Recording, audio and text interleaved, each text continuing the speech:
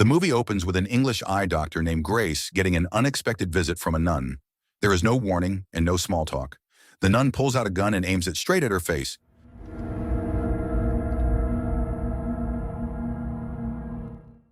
To understand how things got to this point, we need to rewind a few weeks. Grace is at home, finishing an email to a patient, telling them she is transferring their case to another doctor. The second she hits send, the power in her house dies. She leaves her office to check the fuse box and look for her cat. On the way, she passes a mirror with a photo tucked into the frame, a picture of her and her adopted younger brother, Michael. As she looks at it, a fresh blood stain spreads across Michael's face in the photo. Then the shape of a nun drifts through the hallway behind her. Grace never gets a clear look, but she knows something is in the house with her. The house phone rings.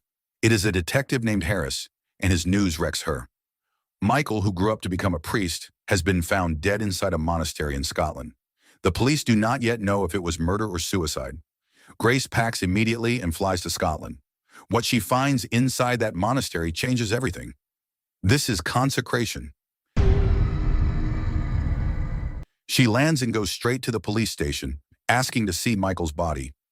The autopsy is still running, so Harris drives her out to the monastery instead, the place where Michael served and where he died. On the way, Harris fills her in. The monastery recently welcomed a priest from Rome named Father Carroll. He was also found dead, killed by a deep stab wound to the stomach inside the oratory. Michael's body was found in the ruins of an old church at the edge of a cliff. So the working theory is simple. Michael killed Father Carroll, then threw himself off the cliff. Harris also admits something else. The monastery does not feel like a normal Catholic community.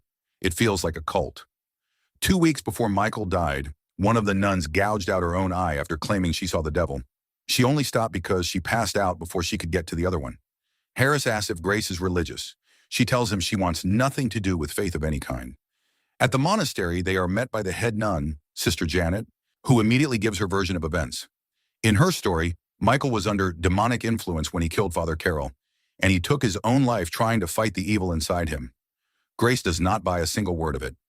She walks off toward the spot where her brother was found. Janet just watches her go, squeezing a rosary so hard it cuts into her palm. At the ruined church, Harris explains the legal problem. This ground technically belongs to the Vatican, not Scotland. That means Sister Janet can shut the police out completely and hand the entire case to Rome whenever she wants. Then he points down over the cliff to the beach where Michael was found. Later, back at the station, Grace is finally led into the morgue. She breaks down at the sight of her brother, but while she is examining him, something impossible happens. Michael's spirit appears behind her and warns her that the monastery is dangerous. The shock throws her into a childhood memory, Michael begging her to run during a violent storm. Then Grace collapses. She wakes up in a hospital bed with a nun named Meg sitting next to her, smiling in a way that is not comforting at all. Soon after, she gets a visit from Father Romero, a priest sent from the Vatican to handle Michael's case. Grace tells him about something that has been bothering her. She found grains of sand in Michael's hair, which makes her doubt his body was really found at the base of the cliff. Romero asks about her family. She tells him her mother Anna is dead, and her father Vincent is in prison for murdering his own wife. Romero offers to pray for them. Grace shuts that down fast. After he leaves, she has a strange dream. A masked woman stares up at the sky, surrounded by kneeling people, until mounted soldiers charge in and scatter the crowd. Grace wakes up, slips out of the hospital, and heads back to the church ruins on the cliff. Watching from a distance, she suddenly sees the past. The church is standing again, and one by one, several nuns step backward off the cliff, exactly the way Michael supposedly did. The vision hits her so hard that she loses her balance and falls into the water. She wakes up again, this time inside a room at the monastery, dressed in the same habit the nuns wear. Confused, she goes looking for Sister Janet. She tries asking other nuns for help, and not one of them will even make eye contact with her. She finally finds Janet leading a prayer before lunch. Grace insists that Michael must have been hurt before he ever reached the cliff, but Janet just tells her to calm down and eat. She explains that the same driver who brought Grace to the monastery pulled her out of the water, her clothes are drying, and her phone was swept away by the current. So now Grace has no phone, no clothes of her own, and no way out. Father Romero shows up and takes her back to the ruins, giving her the history along the way. Centuries ago, the church was founded by a group of warriors called the Morning Star Knights. Legend says dark forces connected to those knights eventually corrupted the nuns who lived there. He shows her a cross carved into the ground. The knights used it as a ritual of forgiveness after coming home from the Crusades. A warrior would stand at the cross with his back to the cliff, then walk backward one step at a time, one step for every sin he carried. If his sins were heavy enough, he simply walked off the edge. Romero admits he came here partly to purify the monastery's teachings before they drift completely away from the faith, and he clearly does not trust the way Janet is hiding the truth about Michael. What neither of them notices is that Janet is standing in the shadows, listening to every word. Romero then takes Grace to Michael's room and lets her open a box of his belongings that nobody has touched since his death. Inside is a notebook filled with strange symbols and drawings, and somehow, Grace can read every single line. One passage describes her. It says she is someone extraordinary, someone who remembers nothing from before she was adopted, and someone who can see things other people cannot. Then in the mirror, Grace catches a reflection of a nun quietly walking out of the room, but the door is closed, and she is completely alone. Elsewhere, Romero confronts Janet, and the two go straight at each other. He believes he should be the one to decide Grace's fate, and he blames Janet for the deaths of both Father Carroll and Michael. Janet throws it right back, saying Romero played his own part by giving Michael a sacred book tied to the monastery's secrets. She also warns him that Grace's abilities are far more dangerous than he realizes. Back in the room, Grace keeps reading and finds a line that stops her cold. It says, "Darkness entered their lives disguised as a miracle." That triggers another memory. Young Grace praying in her bedroom for her father to survive some kind of disaster, and a strange figure flickering in the window during a storm. In the present, she spots Sister Meg running outside in a panic and follows her to a storage building full of statues. Meg suddenly appears behind her and startles her. Fuck! Mother will wash your filthy mouth with soap and water. Then confesses that this is where she hides whenever dark thoughts creep into her head. She says those thoughts make her afraid she might be a bad person.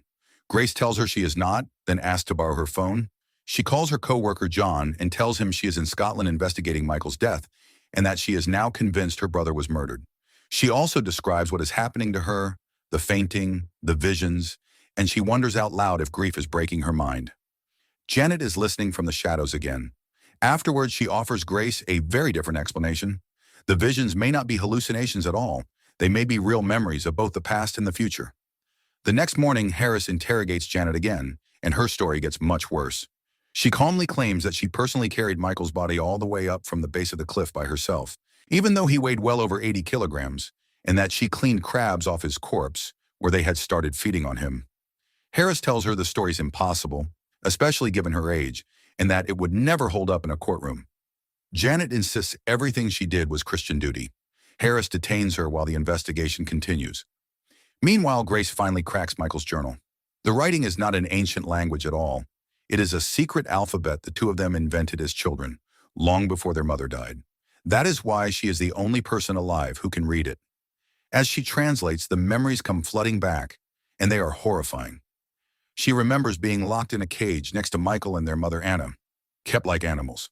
Their father Vincent lost his mind after surviving a violent storm and became obsessed with his own twisted version of Christianity, then forced it onto his family. To the neighbors, he said his wife and children were away visiting relatives. In reality, they were caged while he paced the house, carrying crosses around like weapons. Grace, Michael, and Anna survived by talking in those coded symbols so Vincent could never understand them. One day, Grace pretended she needed the bathroom and secretly dropped a key and a coded note, telling her mother to escape. Anna got the cage open and ran, but Vincent heard the noise, chased her down, and killed her. Then he came for Grace. She fought back and hid from him.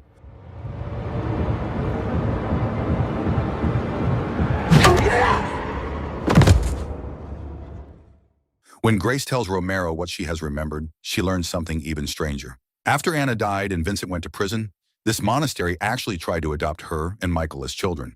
She has no memory of it at all. Romero admits Janet knows far more about the monastery's secrets than he does. He also finally tells her why Michael came here in the first place.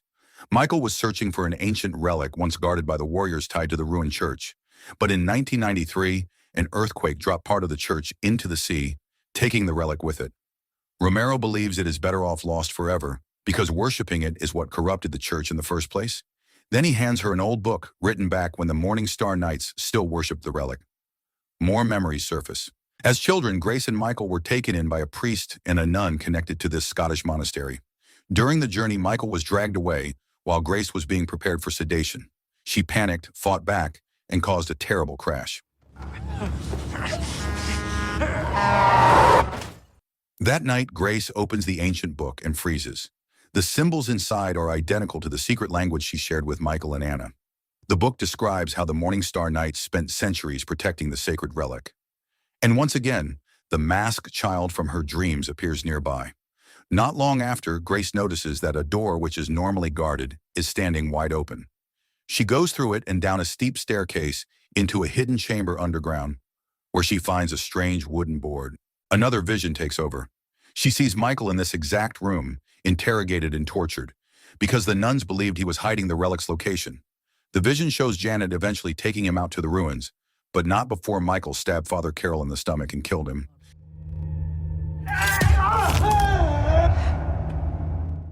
Then a nun appears holding a knife and moves toward Grace. But instead of attacking her, she turns the blade on herself. Into your heart.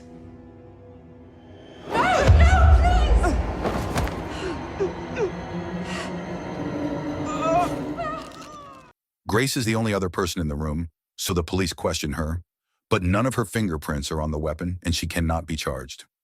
Grace lays out her theory to Harris. Michael was tortured, so he would reveal the relic's location, and when he refused, they killed him. Harris hears all of this and comes to the opposite conclusion. He thinks Grace is being slowly brainwashed by Janet and the beliefs of the monastery. Desperate for real answers, Grace goes to the prison to see her father. She wants to know why he tortured them for years and why he murdered Anna after the storm changed him. What Vincent tells her is not what she expects. He says he was supposed to die in that storm and that Grace somehow brought him back to life. When he hears Michael is dead, he gets frantic and insists Grace can resurrect him the same way, though he warns her that coming back from death through her power destroys the mind. Then he tells her how he and Anna found her in the first place. She was a 10-year-old girl who washed ashore from the sea, soaked, freezing, and starving. They took her in. And now he is certain of one thing. Grace is the source of every death and every disaster in their family. Her power is what drove him insane and killed the people he loved.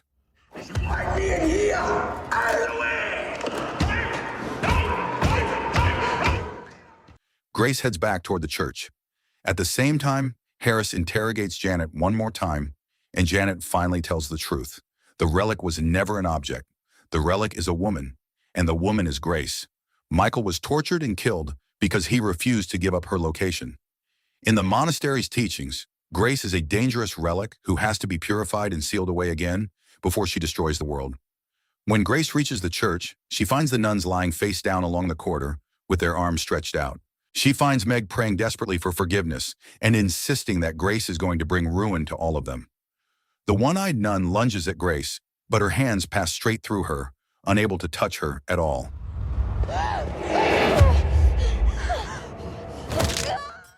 Terrified, Meg runs to her hiding place with Grace right behind her, and there Meg slashes her own wrists, exactly like the vision Grace saw earlier. Grace can only watch her bleed out and die. I'm bleeding. Okay. All right. Please don't let me die. I can help you. Then something impossible happens. Grace sees her own reflection in the mirror, even though she is no longer standing in front of it. Falling apart now, Grace stumbles into the oratory where Father Carroll was killed and finds Romero and several nuns preparing a ritual. Romero begins a purification rite, and Grace starts to look exactly like the reflection that has been haunting her. She is taken down into a dark underground tomb, and the full truth finally lands. She is the relic everyone has been hunting. Long ago, the Morning Star Knights worshipped Grace as a sacred being, because Grace is descended from the Morning Star himself, better known as Lucifer, the fallen angel cast out of heaven. When the ancient church was still standing, Grace had already been alive for hundreds of years. One of the knights sealed her inside this tomb, and she stopped aging, immortal for centuries. She only escaped in 1993 when the earthquake dropped part of the church and the tomb into the sea. She washed ashore and Vincent and Anna took her in. But just as the tomb is about to be sealed again, a heavy cross crashes down and crushes Father Romero to death. Ask for forgiveness. Sam!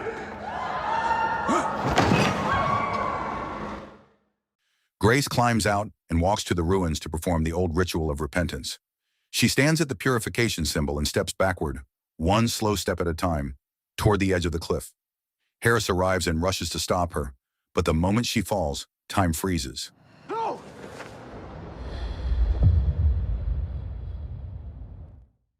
Part of Grace's consciousness separates from her body and moves through her entire life.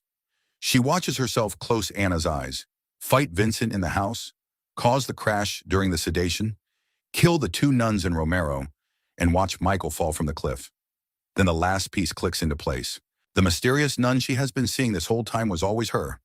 Because she truly is descended from Lucifer, she has spent her entire life unknowingly protected by a guardian who kept steering her away from danger.